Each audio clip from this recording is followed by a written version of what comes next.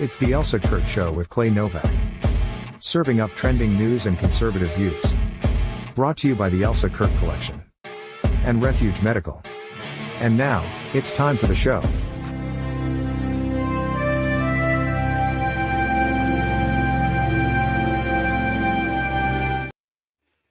So I'm looking at this guy on this screen here, and I'm like, you look familiar. Do I know you from somewhere? I feel like it's been forever. It's been like a million years. It's been 2 weeks. I know. How are you, Clay? I'm good, and it's been 2 weeks, but in those 2 weeks, we actually met in person for the very first time. I know people, it's weird, but after 3 years of knowing each other and 2 years of doing this podcast, Elsa and I finally met. I don't know if y'all saw it on social media or not. But here it is. There it is. Here is Clay and Elsa finally together in person for the first time ever. And I'm with you, Clay. I don't know how many people had any idea of this. Like, I don't think probably a lot of people don't really even know the backstory, because we've been so blessed to acquire some new friends who follow the show and join us on here. So very quickly, guys, Clay and I met, like Clay said, like 3 years ago, right? I interviewed you for your book, Keep Moving, Keep Shooting, the original version. And here's where it got kind of funny. So we did our interview. It was great. Liked each other right off the bat. It was just a really easy time. And then, as what happens, we didn't, we were friends on social media, I think, but hadn't spoken to each other in a while. And then you had the idea to reach out and say, hey, if you're, looking for a guest again, I'd love to come back on and, talk some more about, because I think you're working on your second book and all that kind of stuff, right?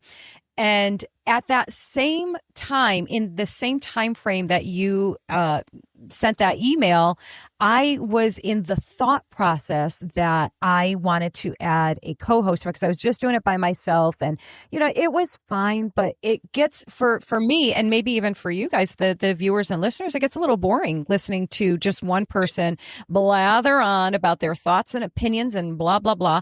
And I was like, gosh, I'd really like a co-host, but who? I just don't know who. Who would I pick? How do I even go about finding somebody that would be interested? Oh, it's going to be such a process.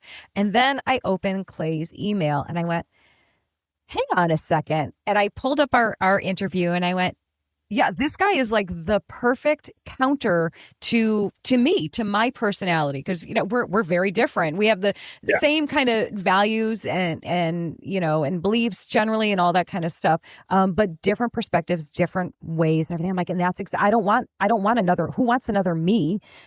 Everybody is supposed to say we all do, Elsa. We all do. It's okay. It's okay. Stop, guys. Stop. No, I'm kidding. So I was like, oh, this is perfect. This is a great balance. And so I, without really honestly giving it more than a few minutes of thought, I'd love to say I'm a big, deep thinker like that, but it's not impulsive. It's just quick decision making. I was like, Clay would be perfect. I'm going to ask him. And I did. And you were like, are you serious? Right? Did you actually think I was kidding, or? I thought so, but it was very, a little bit surreal. And so I was like, yeah.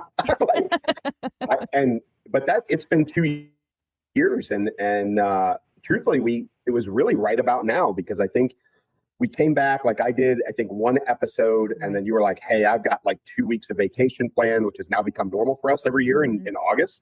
And you were like, so we did the one episode, and then we've been back since then, and it's been 2 years solid. So, but we've never met, people, like never in all of that time, had never met in person. And I was, up near Elsa a couple of weeks ago, seeing some family, and saw an opportunity, and we went and had lunch together, and, had a blast. Listen, we were sitting across the table from each other, and it was literally just like this. It was the exact same. It was so funny. It was so abnormally normal. Like normal, yes. That's a great description. But we took that photo before we left, and then you posted it, and I reposted. And I was just telling Elsa this before we started recording. I got more responses from people that were like, "That's a lucky guy. I wish I was him." Blah blah blah. And let me tell you, folks, I will tell you that Elsa is everything in person that you see on the screen. No, that's honest truth. She is exactly what you think she is, and So it was great. It was great to have lunch and great to meet in person. But listen, awesome. we had in 2 weeks off, we got a bunch of stuff to catch up on. So story time's great, but we got some stuff to talk about. Yeah. So I'm actually really glad that we could.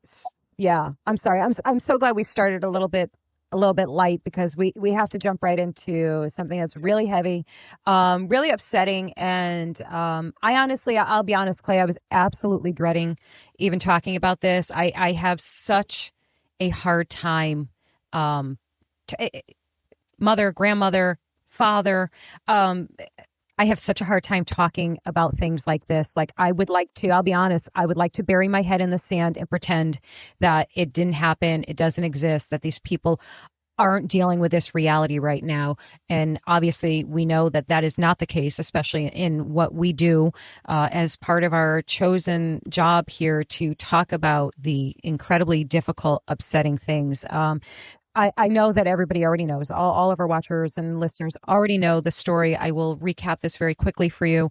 A brutal act of violence shook Minneapolis, Minnesota this week when a 23, I thought it was 22, but I have here 23-year-old biological male, Robin, formerly Robert, legal name change, so I'm referring to this person as Robin, Westman opened fire at Annunciation Catholic School, killing 2 children and injuring 17 others before taking his own life. Despite claiming a transgender identity, the facts are clear. He was a man who targeted innocent kids in a house of God. Federal investigators are weighing hate crime charges against Catholics. The tragedy has reignited the debate over mental illness and security in faith-based schools, and the destructive culture that lies and denies truth and enables this kind of chaos. So that is that's my personal takeaway on that. What are your thoughts, Clay, and your perspectives on this, please? Yeah, just a little forewarning, folks. I'm pretty salty about this. I'm pretty upset for a lot of reasons, and my language might be a little harsher than it normally is. But when this happened, the first reports came out. My brain, did what it does, and so I went through analytics right away. And we've all learned. I learned in the military for years. First reports are always wrong, so I waited. I honestly didn't follow for probably the first hour, maybe 2 hours. I didn't read anything about it other than headlines, because I knew the details were going to be probably misreported or misrepresented. But my brain was cycling. So it was, initial reports of Minneapolis, initial reports of a Catholic school, and my brain went to probably Somali, because there's a heavy Somali Muslim population, as we all know, in Minneapolis.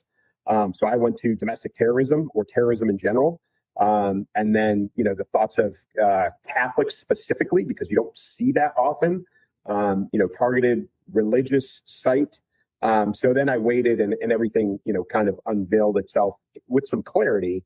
So then the reports came through of a trans, individual, and then it went immediately to mental health, which is what this is about. And so, for those of you that do or don't know or follow this, there's a manual for mental illness. It's the DSM, I think 5 is what it is. Gender dysphoria, which is what leads people to a trans procedure or trans lifestyle, is no longer classified as a mental illness, which is tragic, because what it also says in there is, while it's no longer classified as a mental illness, the people who suffer from gender dysphoria, and they've renamed it to something else, something lighter, something less offensive, tend to suffer from significant other mental illness issues or mental illnesses.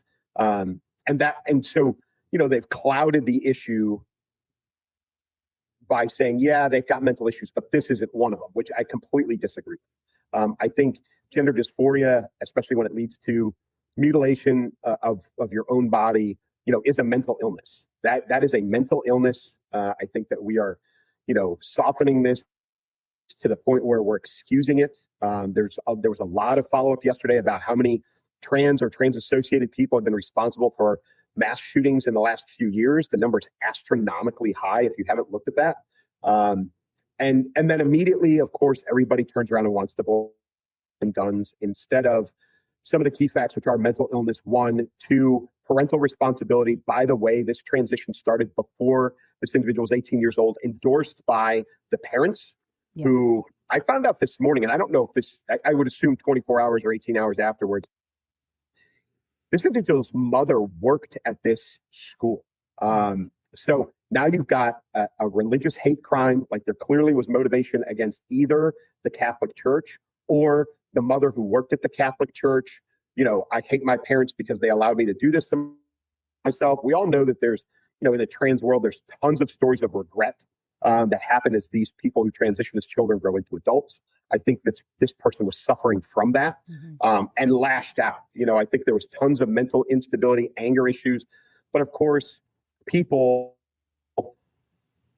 and I'm taking a breath, people like Jen Psaki, and I've got a list of names in the back of my head right now that I would like to call her and others, their immediate reaction is to blame guns and not everything else associated with it. And she, of course, also went after religion in a very backhanded way. I don't know if you saw her comments, but it was the typical thoughts and prayers aren't enough. Yeah. Praying is not enough. Basically, she said your religion is irrelevant in this discussion and that action needs to be taken. Well, that's exactly what Jen Psaki and people like her, the liberal left, want. They want to whitewash and rid the nation of religion.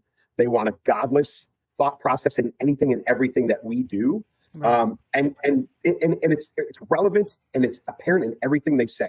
When you've got an adult like this who has severe mental issues, who has no problems going in and shooting and killing children, this starts with the legitimization of abortion. I'm sorry, I don't care what your opinion is, but when you start with it's okay to kill unborn children, then all of your, belief system is based there. The irrelevant value of human life goes out. That is your baseline, and I don't want to hear any other sympathy. And I am so sick and tired of the excusal of the oh well, this person's trans.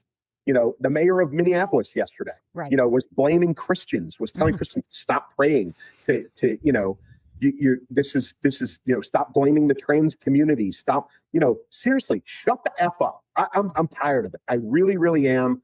And everybody who is on board with this, truthfully, is sick. They have serious moral and ethical issues. And Jen Psaki is the epitome of it right now. Absolutely.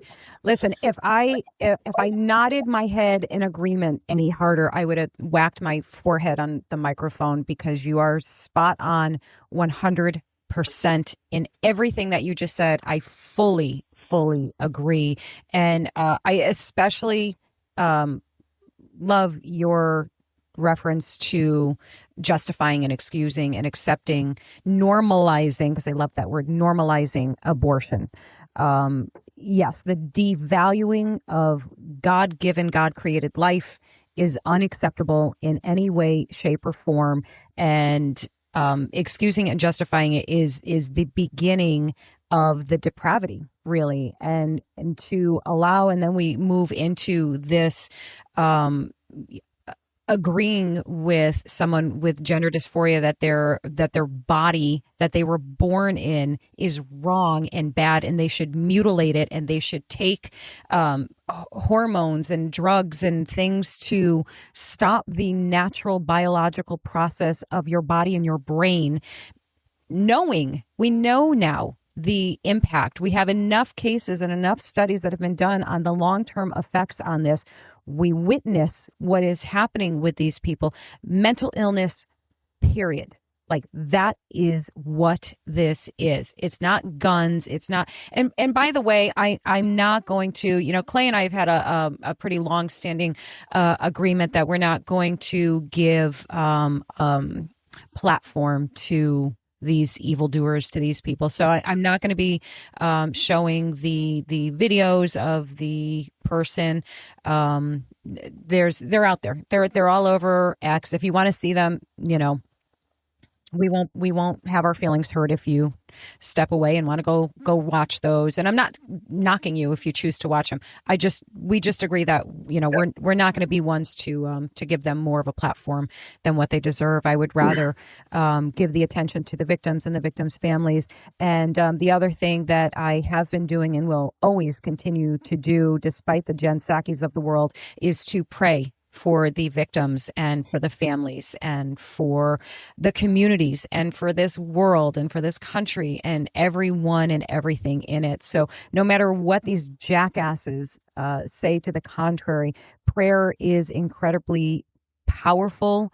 It is comforting. It is effective. It does so much. And for those that tell you that your thoughts and prayers are invaluable and they mean nothing in cases like this, you are incredibly woefully misguided as to the power of prayer and the purpose of prayer. Prayer is not like rubbing a genie bottle and getting wishes granted. And I think that's where some of these people tend to get maybe willfully confused about it. When we pray, we're not making wishes to a genie.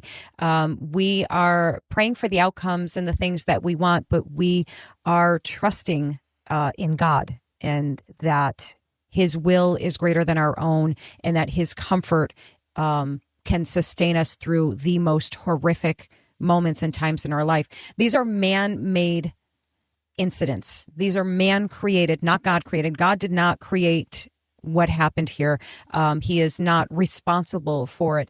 Evil people are responsible for it. People who promote evil and who instigate evil and who justify evil are to blame here. So we turn to God to comfort us and to guide us in our words and our actions and our behaviors.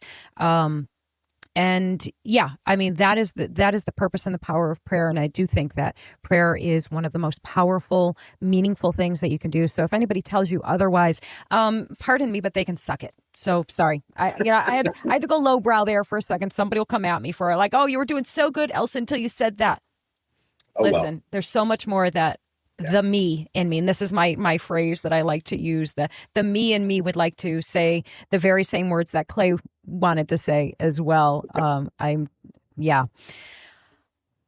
So yeah. And I learned from you, Clay, in taking that pause in the commenting and the sharing and all of that, because as I've been open with before, I have bitten my own bottom in the process of, doing that, sharing things too soon and without knowing. And I did, as I researched some images and things for this topic, I came across the first early postings of what was happening. And of course, it was a picture and a name of somebody completely different than who it ended up to be. And they were like, this is the, reported shooter, and this is their name and their a picture and all that stuff. And like, it's just some dude. It's just some dude who has nothing to do with anything.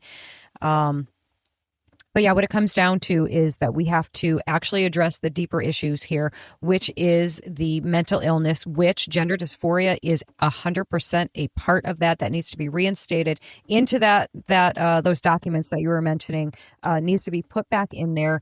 And honestly, I think anyone who is, and maybe I'm getting wild here, but I personally feel like anybody who is performing these surgeries and prescribing these altering drugs and medications, and these parents who are, championing this, I feel like it's criminal. I feel like it's criminal. I truly and genuinely do. There needs to be a greater, broader accountability for the mental decline that is happening. Because it's not just like, wow, how did this happen? There's a very clear path that you can see how it's happening. So to deny it is just simply sticking your head in the sand and pretending that that's not the case. And the other thing, Clay, I wanted to touch on with that is, and this is definitely a big left and right divide, obviously. I want to see armed guards outside of these schools. I want to see people who are able to be armed in these facilities, whether it's a school or a church, whatever the case is. Get those damn no guns allowed signs and rules out of your spaces where they're especially where there are children. Bullshit that you don't think those kids should be protected at all costs. You're going to protect celebrities and politicians and government people. I mean, are you kidding me right now? They're protected by armed guards and gates and walls and locks and all of those things. But our children, the most precious thing on the planet, is not going to be protected. Screw you. Bullshit. Yeah. And I'm, I've always been an advocate for the number one thing that stops the bad guy with a gun is a good guy with a gun. Mm-hmm. I've also said many, many times that there's an entire veteran population that has, that would love to be involved in this type of protection. Yeah. And listen, I'm honest and I understand who I am and where, my background lies and the people that I have served with over the years. Not everybody, just because you're a veteran doesn't mean you're cut out for that kind of work. And there still needs to be vetting done and those kinds of things. However, I think there's a lot of availability out there and a lot of people who would want to do that, to take that on.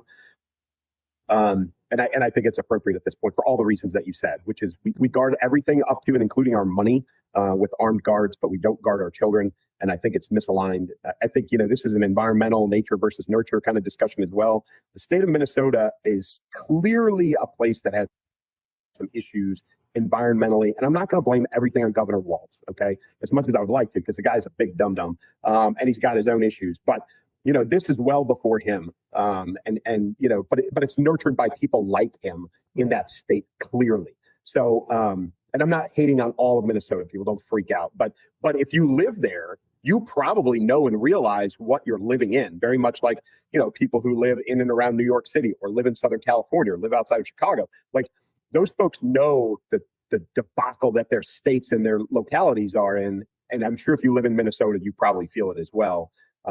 Especially if you're a conservative. So, that is it's an issue across the board, and please, Jen Psaki again, comparing us, I think it was her comparing us to Europe, like, oh, all these European countries have figured this out. Why, yeah, I know, but they have knife attacks every day and they're horrific, right? Yeah. And truthfully, for a bunch of liberals who keep calling President Trump a dictator, you would think that getting rid of guns is about the last friggin' thing that they really want to do, right? Yeah. So it's all disconnected and it's all messaging and it's all bullshit because they just want to get rid of guns. I'm not a conspiracy theorist to the point of where this was a planned and planted incident for that specific purpose. There are a lot of people out there who are like that. I believe this is just a simple case, not a simple, but a case of, mental illness, and a severe problem with an individual, and that's kind of where we sit. Let's not belabor this anymore. This is a terrible topic, and I think we hit it all. So, not that we've got a lot more light until maybe the end, but we'll get there, guys. We will. Yeah. We've got a couple lighter ones. We got to get through the tough stuff first, and to close out, for my Christian family out there, I want to close out that topic with just saying to you, the Lord is near to those who have a broken heart, and that is from Psalm 34:18, and that's a little stick it to the Jen Psakis of the world. So yes, I close it out with a little faith and a little snark. Let's move on to the troops in our cities, law and order or political theater. You take it from the top, Clay. Go ahead. Yeah, so I'm not a fan of this, and I know there's a lot of folks who are fans of President Trump and that are fans of this. The reason I'm not for this is because it's not sustainable. Mm-hmm. Clearly, in the short term, there has been a massive impact in Washington, D.C. All the stats show it. Crime is down. Violent crime is down. Mm-hmm. Street vendors are saying this is great. I can actually walk around and not be worried about getting mugged or whatever. And the impact has been immediate. So I'm not against it for that reason, but I'm against it because the policy in the city of Washington, D.C., and as this expands to other cities, which is probably what's going to happen, until you change the policy, until you implement more law enforcement, capability in terms of officers or whatever it is, or even just policy and prosecution by state's attorney, district attorneys, this doesn't change unless you keep the National Guard there forever. I wrote a blog about this week, and they can't stay there forever. None of us need them or want them to stay there forever. So there has to be a better solution. And in the meantime, most of those National Guard members are not trained to do this. And now we're going to arm them. They've been authorized to carry pistols and in some cases rifles. Mm-hmm. And things have been fairly quiet in Washington, D.C. I would tell you if it expands to places like Chicago, it may not stay quiet. And now you've got these kids, these National Guard members, men and women standing on street corners who are now at risk. Mm-hmm. And not just of getting injured, but of injuring someone else, right? And I know it's easy to say that's what they signed up for, but in a law enforcement capacity, and you understand this as a cop's wife, these kids are not trained police officers. They are not trained to enforce the law. They're being put in place to augment the police department. But if you're short, pick your number, 2,000, 4,000, 8,000 officers, when the National Guard leaves, these cities go back to what they were. And that's why I don't like this as a solution. It's a great short term, but I think in the long term, this is a horrible decision.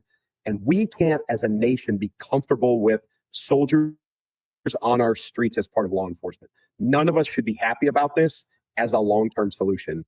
But the problem is there is no other long-term solution. And that is my greatest fear. Right. No, those are great points. That's, I have felt conflicted about it. You see, I agree. You see the short-term results where the crime stats have gone down dramatically, and that's that's a big yay. That's exactly what needed to be done. So I guess my perspective would be pretty similar in that, like, listen, if we're calling this a reset, like this, we just hit the restart button and just kind of brought it back down to more normalcy, I guess, more law and order. Wonderful. But yeah, what are the next steps, and how do you walk them back now and give this power back to, and I think the answer is that, we have to, it goes to even the courts. Like, we can't get the courts to do what they're supposed to do, which is lock up bad people.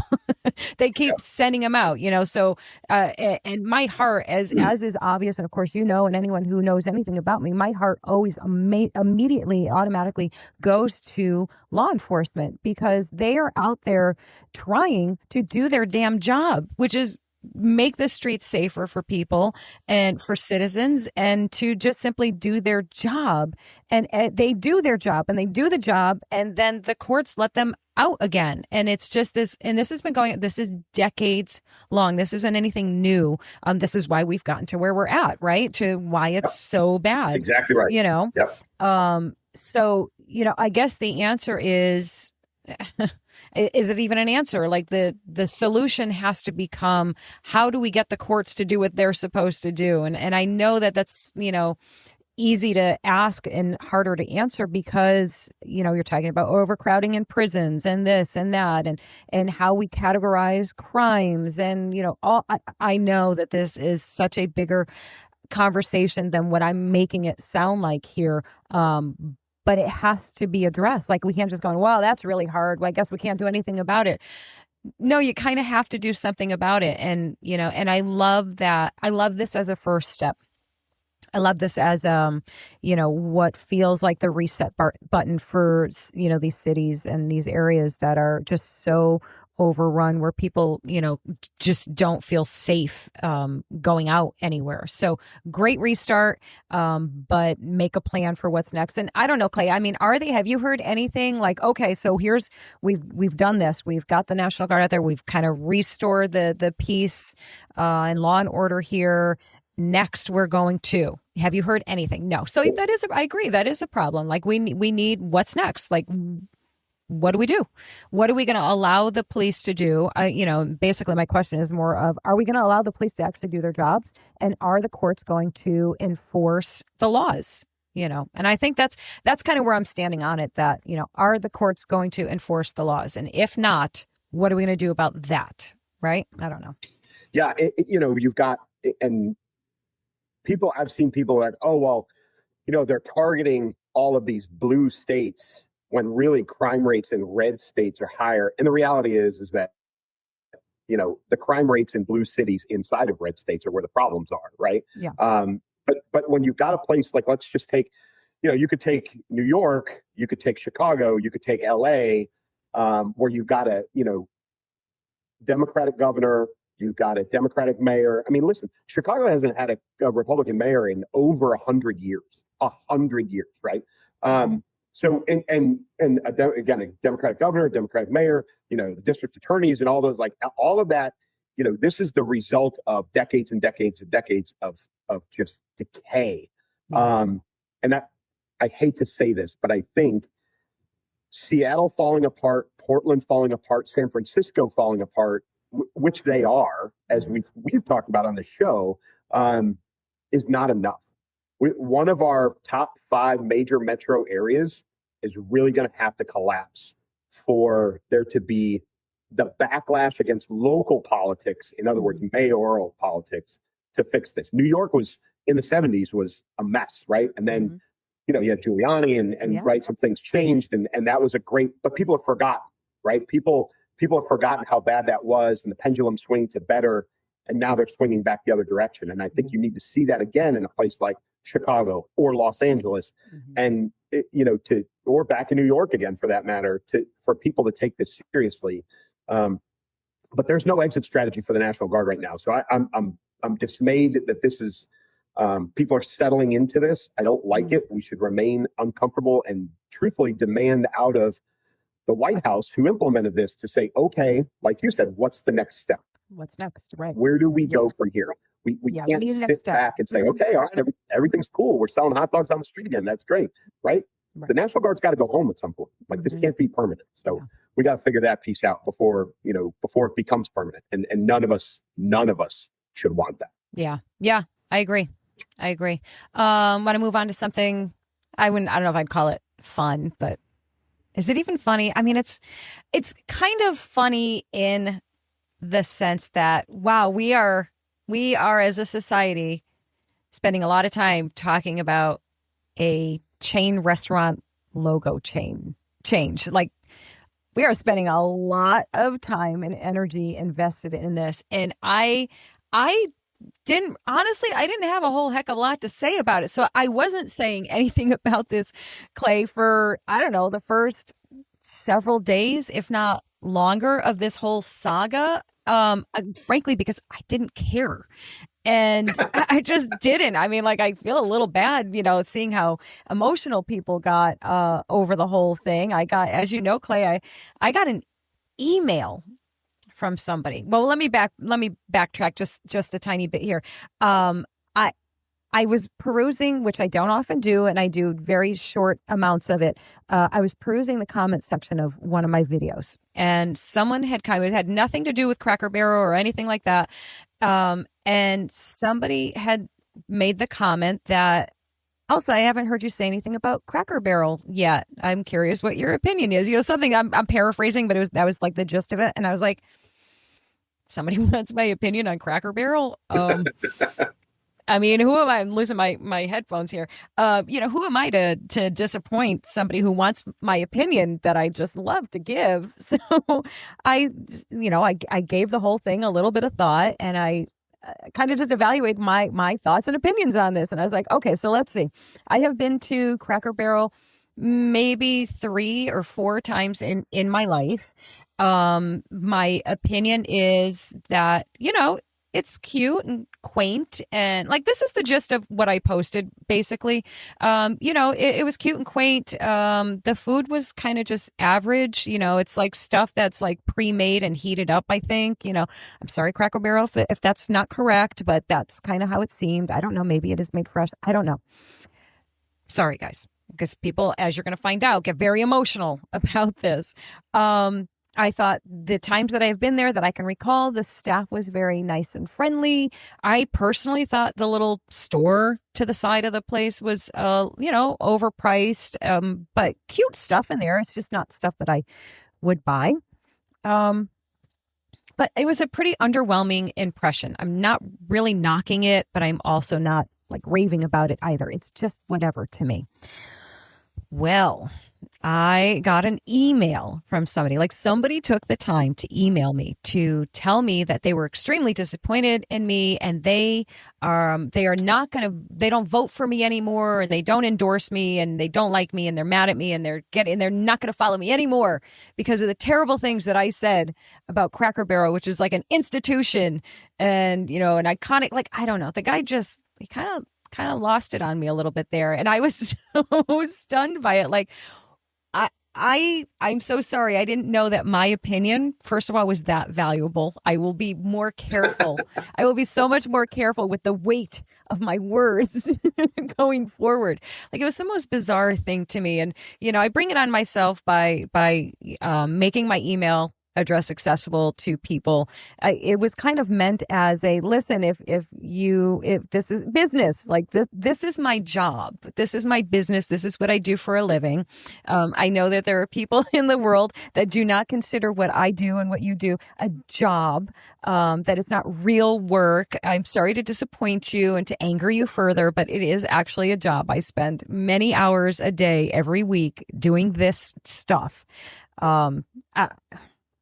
But that's what my email's there. That was Mr. Elliott. which we posted on social media. Though I still think we should have on the show. But come on the show. Yeah, but so interestingly enough, folks, so we haven't done this yet. This is oddly Thursday morning. Yes. Thursday morning. So you're going to see this tonight. But Thursday morning, we're recording this. I did in our normal rhythm with Elsa. I sent a list of topics on Monday. And of course, Cracker Barrel was one of the top 2 or 3 on the list. It was even before the Minnesota incident yesterday, which we added this morning, by the way. But Cracker Barrel was on there. And from the time that I sent that on Monday to this morning, Thursday, this is all flipped over, right? Cracker Barrel has reverted. They are going back to their old logo. I don't know if they're going to, they had a handful of restaurants that had been converted from this old, like, cedary, antique crap hanging on the walls, right? That was their vibe. It always was. Thing. Yeah. But they, they kind of whitewashed it a little bit. They went to a lighter color gray and some other things. And, so I don't know if they're going to flip those restaurants back or not, but they are going back to the old logo. But I read a thing yesterday, and this was about an investor.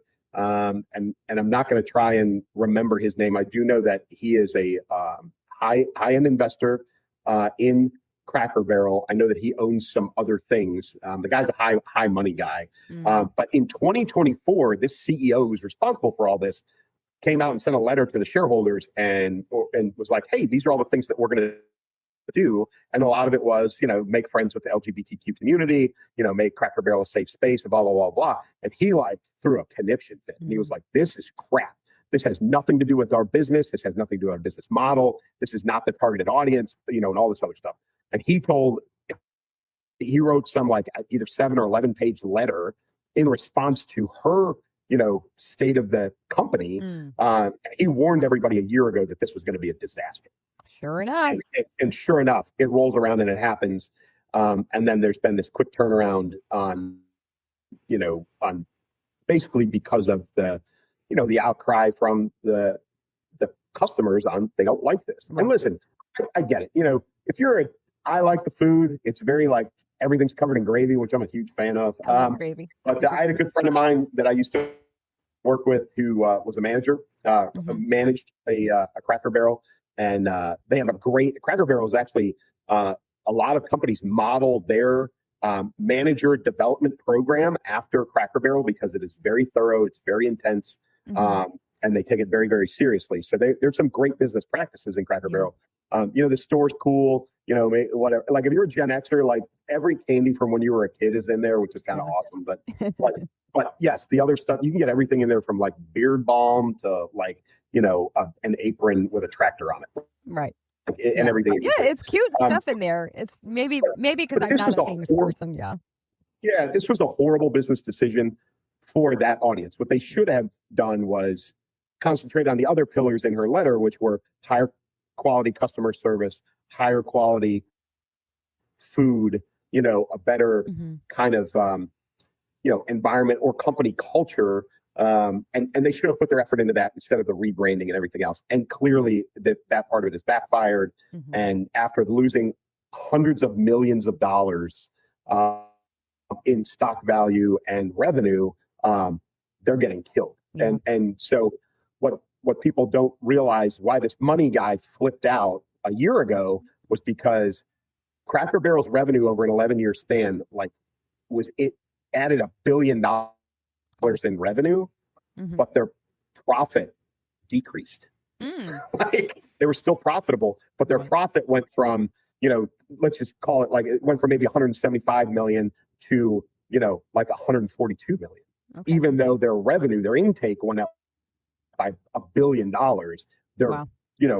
It's crazy. So he was like, this is not fixing the problem. We have a problem. This is not fixing the problem. And, she proceeded forward. And the question is how long until she resigns or is fired? Now that they have said, hey, we're going backwards on this. We're bring back the old man in the barrel, et cetera. So keep your eyes on Cracker Barrel, folks. Yeah, exactly. It's that whole, woke mind virus. That's exactly right. This is what happens. You hire somebody who is incapable of reading the room and think that they're going to fix the problem. You don't even know what your company's demographic is. Yeah. You should be fired weeks ago, technically, you should never even been hired. Like, question number one, do you understand our demographic? Like, here's like, let me write your questionnaire for your prospective CEOs. Do you understand our demographic? Do you know who we serve? Do you know our story? Now, since this all came out, since I was, reprimanded so aggressively for my opinions there, I have been reading a little bit more, and it's actually very, very charming. There were people who put in the comments section, were so gracious to put in the comments sections their stories of their experiences in Cracker Barrel and what Cracker Barrel actually meant to them or means to them. And it was actually very sweet and very touching that there were a lot of truckers that came in and said, listen, that is where I would go, on those long hauls. That's where I would stop for my meals. And it was like a little slice of home. It felt like home cooking and atmosphere, and it made me feel better. And it made me feel good. And that touched my heart. I'm like, oh, now I feel really bad about being kind of flip about this and whatever. I didn't know. So I do apologize again, this time more genuinely that, listen, I did not know the effect. I'm not from the South. I know Cracker Barrel just came to my area. Well, it's probably been around for a decade or more. But I remember when it came to our area and I was like, what the heck is Cracker Barrel? I didn't even know. So forgive me for my, my ignorance, guys. But yes, but it's okay. It's technically okay that I don't know. I don't work for Cracker Barrel. I'm not making decisions on their stuff and things, which you should all be thankful for. But yeah, if you want to rebrand, if you want to update that logo, just keep the essence of it and just make it a little newer looking. I don't know. I think is Uncle Herschel. I think is the guy in the barrel. I think you're right. Yeah. Yep. Keep him, keep the barrel, keep everything. Just brighten it up a little bit. Keep him in his overalls. Don't even change the overalls, but just refresh. Yeah, there's nothing, it's a business decision. And I get it. Rebranding is what it is, and companies need to go through that. And actually, I give Cracker Barrel, the corporation, whoever it is, some props, because they were a lot quicker to respond and rebound than, say, Anheuser-Busch. Yeah. Right. And some other companies who have suffered from the go broke. Right. They heard loud and clear, and they were like, all right, ceasefire. We're not, it's been a horrible week. Let's stop doing this. So good for them. Right. And, and this is not, and the thing that and for several of the topics, our first topic and this one as well, the left will automatically go to, this is trans hate, this is LGBTQ hate, this is, all the phobias that they, blah, blah, blah phobia. No, it's not. It's a love and an appreciation for traditional values, and you can do and be however you choose to be. I don't hate you for it. In fact, I love you and I want the best for you, and I want you to have your best life possible and all the love in the world. And I want your mental health to be great. So it's not about that. It's about you can like what you like. We can like what we like. And if Cracker Barrel has always appealed to a demographic, a certain crowd. So that's who you're focusing on.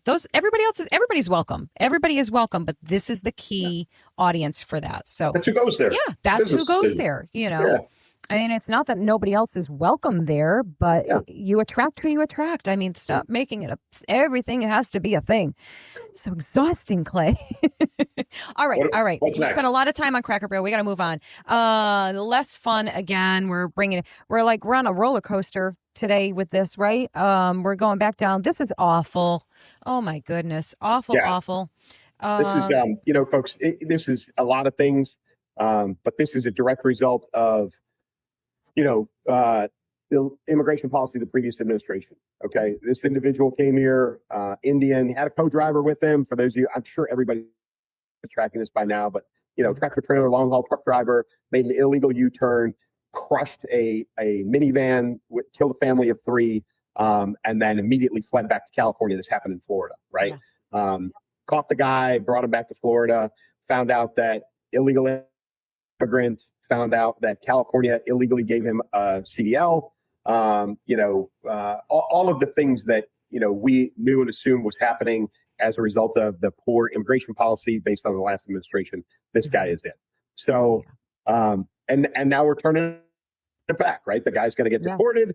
I think that the state of California should be held somewhat responsible for issuing the illegal CDL to this guy. And I am a fan. I know, people say we keep taking jobs away from non-English speakers, but if you can't know and understand and read the rules of the road in the United States, then you shouldn't be driving. Right. This is not about your ability to speak English. It's about your ability to know and understand the rules associated, where you can risk the lives of, say, a family of 3 in a friggin' minivan. Right. So, President Trump and Secretary of Transportation Duffy, who's saying, got to speak English to drive a truck. Mm-hmm. Great. I think it should be that way. Yeah. You can't drive around in other countries. You would be surprised, folks, if you have never been to another country and tried to see what it's like to get a driver's license, even for a passenger car in another country. Good luck. Yeah. You actually, in Germany, you have to be able to read and write German, because you have to be able to understand the road signs. It's all of those things that, people here in America are like, oh, this is targeting illegal immigrants. Yeah, it is. But it's the safety factor.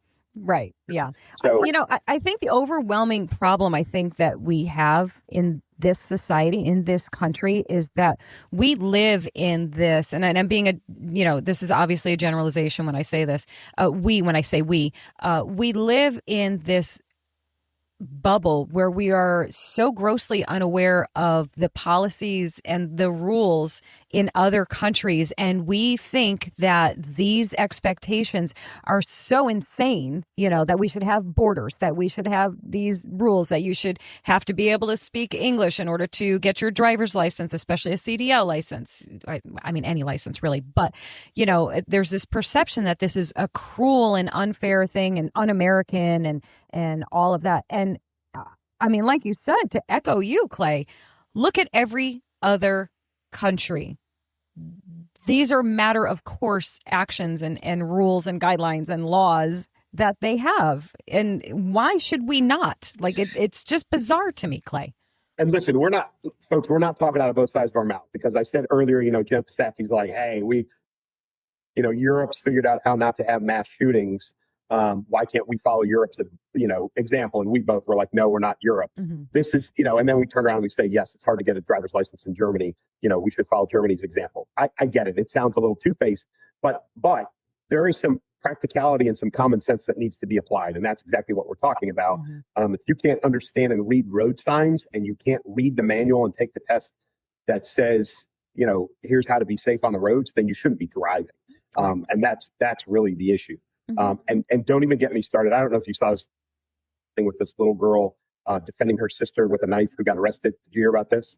I did not. I did not. Yeah. So I think Scotland. It's in the UK. Mm-hmm. A man stalking, filming 2 young girls, 14-year-old, 12-year-old, and filming with his phone and kind of coming up to them, and it was clearly an uncomfortable situation. The older sister, 14. Pulled out a knife and said, get away from my sister, stop filming us, and threatened the guy, right? Girl, yeah. Who got arrested? The 14-year-old girl. Of course. Because she was carrying a knife. Right? Unfreaking real. Right. So that's not what we're talking about, folks, right? We're talking about some common sense, right? Read the driver's manual, be able to pass the test, read the road signs in English. And for those of you that say, well, why don't they just have the test in Spanish, or why don't they just have the road signs aren't in Spanish, folks. The road signs are in English, nor should we go back and redo everything in multiple languages. Right. Not a thing. No. So the reason it's not in multiple languages to take the test is because the road signs are in English. They're always going to be in English, and you have to be able to read English, period. And by the way, you want to even simplify it even more. The majority of these signs are symbols. Like, if you can't understand, if you don't know what those symbols mean, like, you don't even U-turn, right? like, fine, you don't want to learn English? Okay, fine, not really, but just go with me. Learn the symbols. Like, how did this guy pass his test? How did he pass the test? Like, someone explain that garbage. He didn't pass the test. He got his license illegally, obviously, as we know now. But also, if you've ever driven in the Middle East, I know this guy was Indian, but, Saudi Arabia, Iraq, Afghanistan, Pakistan, like, I've seen and been on those roads. And let me tell you something. They don't follow. I would be surprised if they have road rules, but they certainly don't follow them. So that's a culture issue as well. But regardless, I'm on board with this. Department of Transportation, you got to speak English to get a CDL to be able to drive a truck. Yeah. Should be a way. Yeah. That's the way it is. Yeah. Y'all can argue it all you want, but that's simply the fact. Care. I don't care. Yep. I don't care. Let's see. Okay, so this one. I surprised you with this one, didn't I? You did. I'm like, I read it, and what I do is I like copy it and I put it into there. Like there's a whole process I go through, and then I plug it in to do my research, and I kind of just did it like on autopilot, just that initial process of it. And then I read it again. I'm like, I'm sorry, wait, what? I'm what? Go ahead, Clay. Tell what's going on. Listen, this is also gonna bleed into our next topic, so we'll just go one into the other. But this has to do with the war between Ukraine and Russia, right. And really, what you've got is Russian soldiers, right, are paying each other. This isn't like shoot me in the foot so I don't get drafted. Right. This is on the battlefield. Shoot me so that it looks like I was wounded in combat, and I get all the benefits that come afterwards, right? So this is like. Out on the battlefield, one guy pre-planned pays a fellow soldier however much. It's a lot of money, right? They're paying each other to shoot them in the course of a war, so that they can get sent home and draw all the benefits of their VA, the Russian VA system, which they have. And this is a thing now. Like this is legitimately drawing enough attention that it's being reported globally. Like so I can't fathom. This is like when you have a conscript army, this is what happens. So for all of you that are like, we should institute the draft in the United States, this is the kind of stuff you get. So yeah. But again, now this bleeds into the next. So what did you think of this when you read this? Well, I mean, and apparently it's my standing reaction here. I can't help but laugh, and I know it's not funny, guys. Oh, it is funny. No, it's funny. Thank you. Because I know that I have a terrible sense of humor. I find terrible things funny. I've passed this terrible gene. Can I segue for one how we do it? I'm going to do it. I got to segue for one very quick second and just tell you guys this story to reinforce my terrible sense of humor that I have passed down not only to my children, but to my grandchildren. The 2-year-old and the 1-year-old were fighting over real estate on the chair with my daughter, with their mommy. And the 2-year-old had won in the real estate game. And the 1-year-old was climbing. He's like a little spider monkey. And he was climbing up the chair, essentially. It's like one of those recliners. And the 2-year-old kind of gave him a gentle nudge with her foot to help him off. To which he landed on his head. He's fine, guys. He's fine. But the 2-year-old, and I kid you not, the 2-year-old watched this happen and went, laughed her ass off at him falling. And I looked at my daughter and I said, I'm so sorry she gets it from me. So that tells you how rotten my humor is. So I'm sorry that I found this funny. I feel better that you found it funny too. It's, there's layers to it, certainly, that you're like, wow, that's really, where's the valor there? But you made such a great point on that, Clay. Things that I don't think about when it comes to this kind of stuff, that like, this is what happens when you're basically forcing people to fight in a battle, in a war that they want no part of. They're going to try and find ways to get out of it. So I find it oddly brilliant on their part. So it's equal parts awful, hilarious, brilliant, and a shame. I think I covered it all, right? All of those things. Yeah. All right. So we can roll right into this guy right here. Yeah. Maybe you take the lead. The short version on this is Zelensky has come out and said, no matter what President Trump says, no matter what Putin says, he is the one who's going to decide when the fighting ends. And, folks, we've all been rooting for this. President Trump especially has said this from the campaign. He just wants the killing to stop. We all want the war to end. Yeah. Americans have a skewed perspective on this because for the last, since the end of World War I, really, we have stopped taking the loser's stuff. Like warfare changed in the 20th century, where it was like you win, you get the loser's stuff, you get their land, you get all their riches. We don't do that anymore. And Americans think that's how warfare goes, and it's not true. And so really the negotiating point that President Trump has been trying to make is that Ukraine's going to have to give something up for this to stop. That's just the way it's going to be. And oh, by the way, a century ago, that's exactly what happened in warfare. But Zelensky has said he is the one who's going to decide when the fighting stops. And let me tell you, folks, this guy has no vested interest in this war ending, because as soon as the war ends, Ukraine holds elections and he comes out of power. And that is the last thing that he wants. Right. So this is not ending anytime soon, as much as President Trump wants it to. And truthfully, even President Putin, who's dealing with knuckleheads shooting each other to get VA benefits, right? He knows this is going on. Right. Like, he's trying to deal with that stuff. As much as even he wants it to end, it's not going to happen because, Combat Sweater Monkey Boy is not going to allow that to happen, because he comes out of power when it does. And the guy's a piece of trash. Stop making him a hero. He is far from it. He has nothing. He doesn't care about the Ukraine. He doesn't care about Ukrainian people. He's a failed comedian who somebody put in a position of power that he doesn't want to give up. Yeah, he's an actor playing a role and probably getting incredibly wealthy doing it. Oh, yeah. Yeah. Billions with a B. Billions with a B. Yeah. That little tiny man is just stockpiling that cash like Midas, Right. It's crazy. It's so disappointing. Like, I feel like, everybody sits around the table there, and everybody's all ready to, to sign away and just be done with this. And then, he's the guy in every office meeting that's like, I just have a question. And everybody's like, damn it, Zelensky. On Friday afternoon. Yeah. On Friday afternoon at 4:55. Yeah. He's that guy every time. And it's so nice. And I know I'm like, downplaying it and everything. But at this point, like, it is my nature. I gotta find something to laugh about here with this. So yeah, that he just sucks so bad. I can't stand. Yeah. What did you call him again? Monkey. Combat Sweater Monkey Boy. Yeah. That's his new name now for forever. I'm even gonna make a meme. I'm gonna make a meme of that. Yeah. Oh, okay. Listen, we saved the best, the most important, epic breaking news. I need everybody to calm down, okay? Calm down. But, oh my God, Taylor Swift and Travis Kelce are engaged. Yeah, I know you could tell that I was not serious about caring.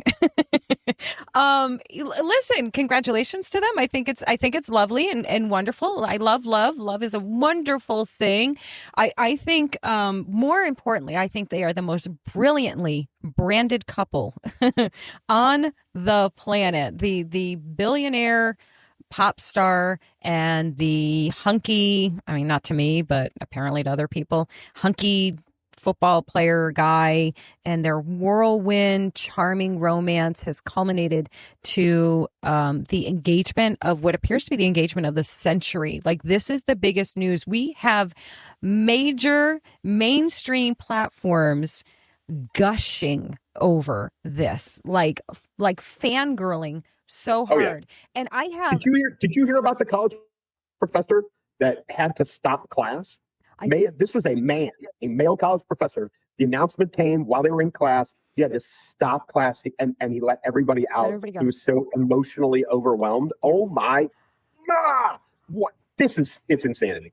It is bonkers. And I mean, listen, I have zero Taylor Swift hate. I know people love to hate on her. I have teased and made light fun, not actually of her, really actually of her rabid fan base, how they go like absolutely bonkers if you even hint at saying something vaguely negative about her. And I did once, and they came for me. It was more about not making. Was it Elliot? It had to be Elliot. Now I'm going to go back. I bet you it was Elliot. He started the whole thing. It was like, I think I made a video about basing your vote on what a celebrity says, and I used her as the reference. And I simply said, maybe don't vote based on a girl whose all her songs are based on bad choices of men. It was funny. It wasn't even original. Other people said it. I just said it slightly differently, and they're like, "How dare you?" They got all Greta Thunberg on me, like, "How dare you?" Yeah. Listen, again, congratulations to them. Obviously this was huge. It is fascinating. So GQ hailed the announcement as a PR coup so smooth. It wasn't just an engagement. It was the launching point for Swift's upcoming album, The Life of a Showgirl. And they called it a branding symphony sealed with a ring. And you said, which I didn't know, that he has a clothing He has a clothing line. Yeah, okay. Yes, he has a clothing line. I don't remember what it's true colors, I think, and spelled stupidly, like with a K, and they're doing a collab with American Eagle, Outfitters. Very right? interesting, actually. Very interesting, right? That's fascinating to me. Of all of this, that's probably the most interesting thing of it. Yeah. But that dude is about to sign a prenup that's about as thick as the Yellow Pages. And she's, he is clearly fodder for like the next album because we all know how she operates, right? Absolutely. Absolutely. And I wonder if everybody's going to love this album as much because I would imagine all the they songs won't even are listen to it. I They won't know. even listen to it. It's gonna go right to number one, double, ridiculous. triple, platinum. Whatever the highest thing is. Listen, I watched her years ago. I haven't watched any of the network shows in many, many years, but I used to watch The Voice. That's the one I used to watch, and she was, and I remember this very distinctly because I was very impressed. And I didn't have really an opinion of her before. I liked her well enough, whatever. But she was like a guest mentor or something like that. I forget exactly what they call him, but a guest mentor for the contestants.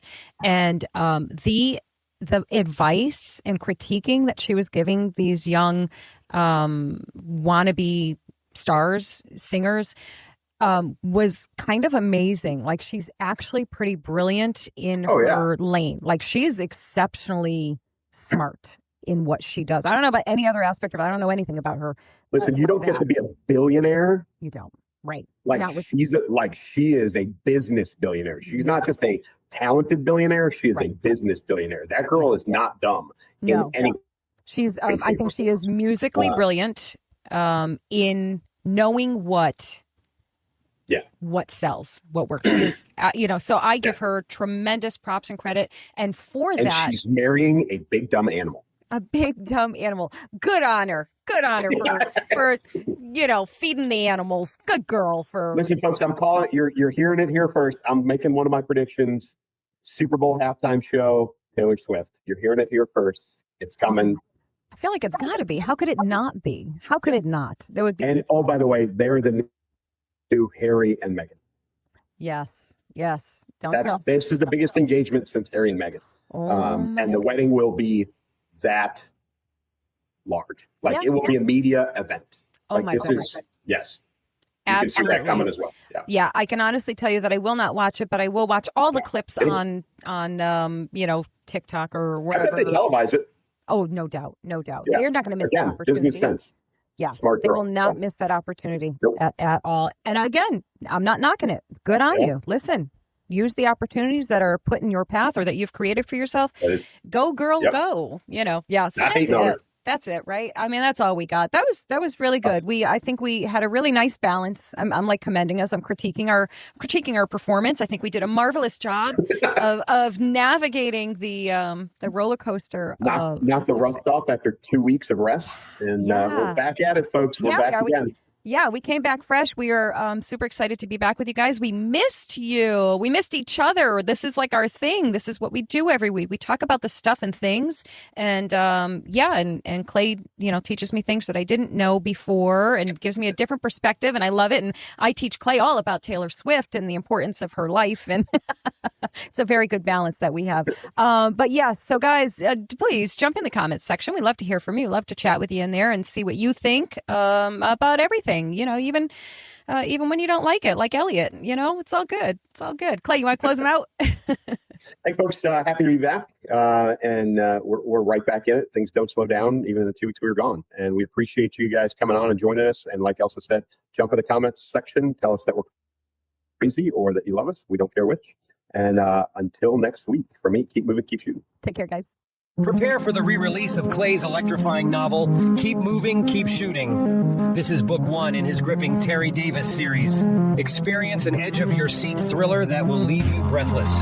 Get your copy of this highly anticipated re-release. It drops July 4th. Don't miss it. She's the voice behind the viral comedy, bold commentary, and truth-packed interviews that cut through the chaos. Author, brand creator, proud conservative Christian, this is Elsa Kurt.